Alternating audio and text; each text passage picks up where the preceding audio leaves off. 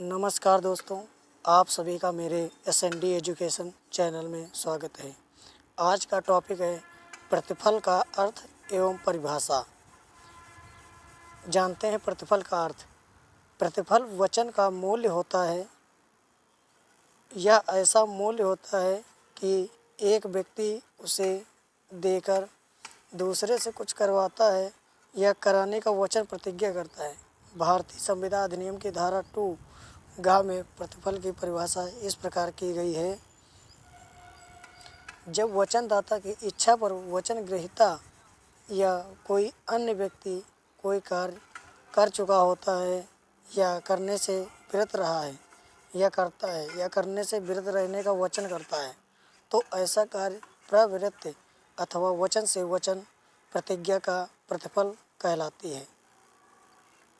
विभिन्न विद्वानों ने प्रतिफल को अपने ढंग से परिभाषित किया है।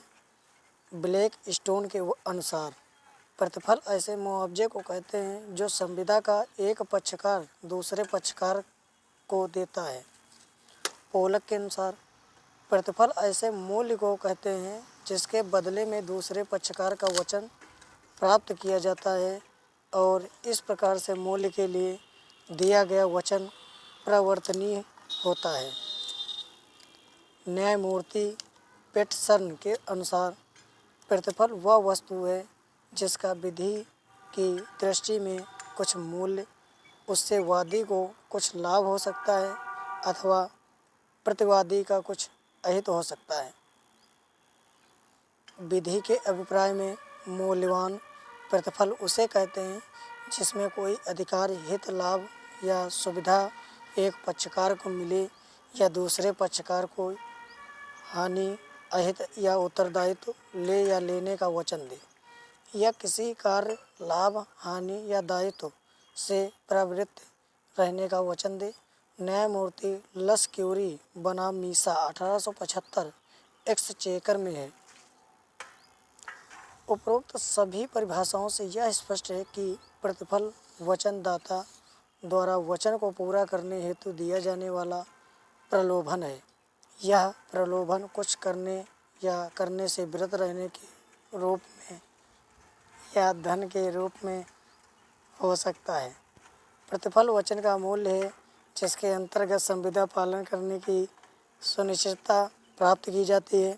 प्रतिफल एक पक्षकार के लिए हित, लाभ या सुविधा प्राप्त है तो दूसरे पक्षकार के लिए अहित, हानि या असुविधा या दायित्व होता है। प्रतिफल वचन प्राप्त करने हेतु किया जाने वाला मूल्य है। संक्षेप में प्रतिफल वचन का ऐसा मूल्य है जिसे विधिक मान्यता प्राप्त हो। भारत में प्रतिफल की परिकल्पना संविदा अधिनियम की धारा 2 घ में दी गई परिभाषा पर आधारित है। इस धारा के अनुसार यदि वचनदाता वचन ग्रहीता की इच्छा पर कोई कार्य कर चुका हुआ या करता है या करने का वचन देता है या कोई कार्य नहीं किया है या नहीं करता या कुछ न करने का वचन देता है, तो यह कार्य न करना या करने का वचन उस वचन के लिए प्रतिफल कहलाता है। इस प्रकार भारत में धारा 2 घ के अनुसार एक वचन या प्रतिज्ञा या संविदा के लिए प्रतिफल नंबर 1 भूतकालिक पास्ट, नंबर 2 वर्तमानकालिक प्रेजेंट या नंबर 3 भविष्यकालिक फ्यूचर हो सकता है। धारा 2 घ में दी गई परिभाषा के अनुसार प्रतिफल किसने किया है इसका कोई महत्व नहीं होता है। दूसरे शब्दों में प्रतिफल संविदा के पक्षकार या उसके अतिरिक्त कोई अन्य व्यक्ति भी दे सकता है। प्रतिफल के आवश्यक तत्व। एक वैध प्रतिफल के निम्नलिखित आवश्यक तत्व हैं। नंबर 1 प्रतिफल वचनदाता की इच्छा पर दिया गया हो। वह कृत्य जो प्रतिफल निर्मित करता है तो ऐसा होना चाहिए जिसे वचनदाता प्रस्ताव करने वाले की इच्छा या प्रार्थना पर किया गया हो। कलकत्ता उच्च न्यायालय का वाद इसका एक अच्छा उदाहरण है। हावड़ा में एक टाउन हॉल बनाने का सुझाव स्वीकार किया गया। बरसते की पर्याप्त चंदा मिल सके। इस उद्देश्य के लिए वादी, जो हावड़ा नगर पालिका का कमिश्नर था तथा हावड़ा टाउन हॉल फंड का एक ट्रस्टी था, ने चंदा वसूलने का प्रयत्न किया। कुछ लोगों ने चंदा और बहुत से लोगों ने चंदा न देने का वचन दिया। प्रतिवादी गिरी मोहम्मद से भी दान मांगा था और उसने पुस्तिका में 100 रुपये देने को लिखवाया। कमिश्नरों कारपोरेटरों ने, जिसने वादी भी शामिल था, एक ठेकेदार से टाउन हॉल के निर्माण के लिए एक संविदा की और परिणाम स्वरूप टाउन हॉल निर्माण का कार्य शुरू हो गया। किंतु प्रतिवादी मोहम्मद ने वादा की गई धनराशि नहीं दी। तब वादी ने उस पर वाद चलाया। निर्णित हुआ कि प्रतिवादी 100 रुपये देने के लिए दायी था, क्योंकि उसके वचन के आधार पर वादी ने उत्तरदायित्व लिया था और प्रतिवादी को उस बात की जानकारी थी। नंबर 2, प्रतिफल वचन ग्रहीता द्वारा अथवा किसी अन्य व्यक्ति द्वारा दिया जा सकता है। जो कार्य प्रतिफल बनना है उसे चाहे वचन ग्रहीता करे, चाहे कोई अन्य व्यक्ति।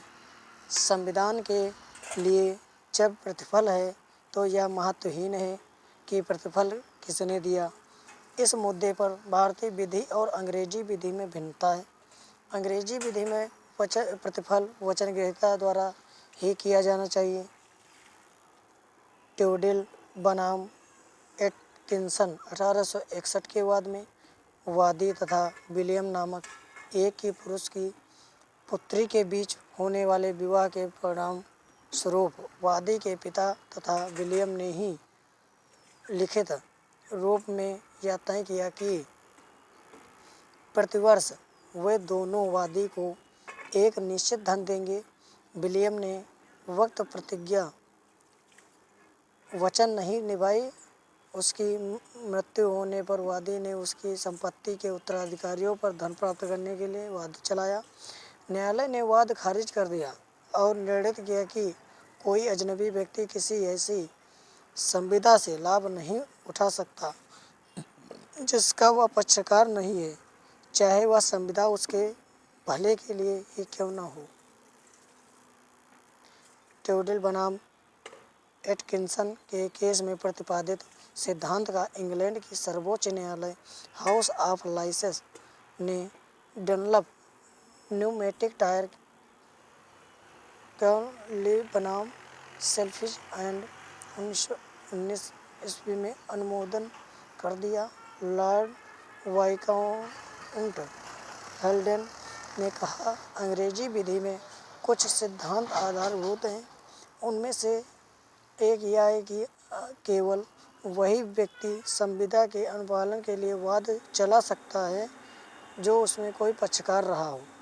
प्रतिफल वचन ग्रहीता द्वारा हो और केवल वचन ग्रहीता द्वारा दिया जाना चाहिए। नंबर 3, प्रतिफल कार्य करने से प्रवृत्त रहने या कार्य करने से प्रवृत्त रहने के वचन के रूप में हो सकता है। नंबर 4, प्रतिफल भूतकालीन, वर्तमान अथवा भावी हो सकता है। जब प्रतिफल प्रतिज्ञाकर्ता की प्रतिज्ञा के पूर्व किया जाता है तो इसे भूतकालीन प्रतिफल कहते हैं। इस प्रकार भूतकालीन प्रतिफल वह है जो संविदा होने के पूर्व दे दिया जाता है। वर्तमान प्रतिफल अथवा निष्पादित प्रतिफल वह प्रतिफल है जो संविदा की तिथि पर अथवा संविदा के समय ही दिया जाता है। यह वचन प्राप्त करने के लिए अथवा वचन के बदले में दिया जाता है। भावी प्रतिफल अथवा निष्पादित प्रतिफल की दशा में वचन के बदले में वचन दिया जाता है। इस प्रकार भावी प्रतिफल या निष्पादित प्रतिफल की दशा में दोनों ही पक्षकार को अपने दायित्व को पूरा करना शेष रहता है। संक्षेप में निष्पादित प्रतिफल या भावी प्रतिफल की दशा में भविष्य में कोई कार्य करने अथवा कुछ देने की प्रतिज्ञा की जाती है। इसमें वचनदाता के वचन के बदले में कोई कार्य करने अथवा कुछ देने का वचन दिया जाता है।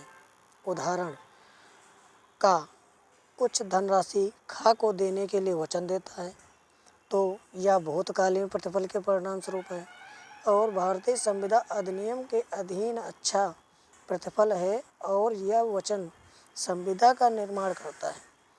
किंतु अंग्रेजी विधि में प्रतिफल वर्तमान, नया भविष्यकालीन ही हो सकता है, न कि भूतकालीन। उपरोक्त दृष्टांत में का द्वारा किया गया वचन संविदा का निर्माण नहीं करता है। यह वचन प्रतिज्ञा तो भूतकालीन सेवाओं के लिए एक प्रकार इनाम है, न कि संविदा। अंग्रेजी विधि से प्रतिफल तथा वचन साथ साथ होना चाहिए। अंग्रेजी विधि में यह वचन सुस्थापित है कि भूतकालीन प्रतिफल विधि की दृष्टि में यह प्रतिफल नहीं आता है, किंतु इसका एक अपवाद यह है कि यदि कोई भूतकाल में वचन कर्ता की इच्छा या प्रार्थना पर किया गया है और वाद में उस भूतकालीन कृत्य के संबंध में प्रतिज्ञा न की गई है, तो अंग्रेजी विधि में इसे अच्छा प्रतिफल माना जाता है। लेम्पले बनाम ब्राथवेट के वाद में प्रत्येक वादी ब्राथवेट की हत्या करने का दोषी था। उसने वादी से प्रार्थना की कि वह वहाँ के राजा से क्षमादान दिलाए। वादी ने इसके लिए भरसक प्रयत्न किया और कुछ खर्च भी करना या पड़ा, किंतु वह क्षमा दिलाने में सफल न हो सका। प्रतिवादी ने उसको भूतकालीन सेवा के तबदले 100 पाउंड धनराशि देने का वचन दिया। भूतकालीन सेवा के बदले में 100 पाउंड धनराशि देने का वचन दिया, जिसका भुगतान उसने नहीं किया।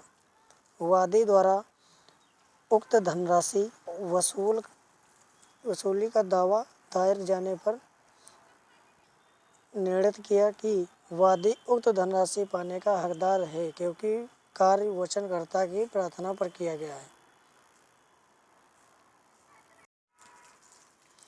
प्रतिफल को विधि विरुद्ध कब कहा जाता है? भारतीय संविदा अधिनियम की धारा 23 में इस बात का उल्लेख किया गया है कि कौन कौन से प्रतिफल तथा उद्देश्य विधिपूर्ण है।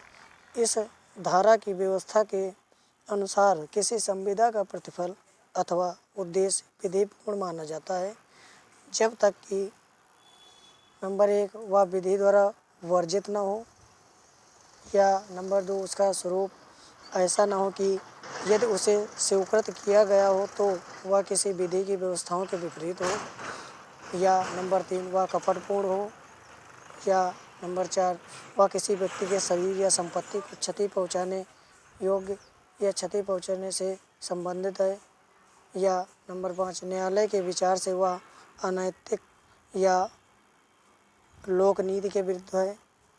उपरोक्त परिस्थितियों में संविदा का प्रतिफल अथवा उद्देश्य अवैध कहा जाता है।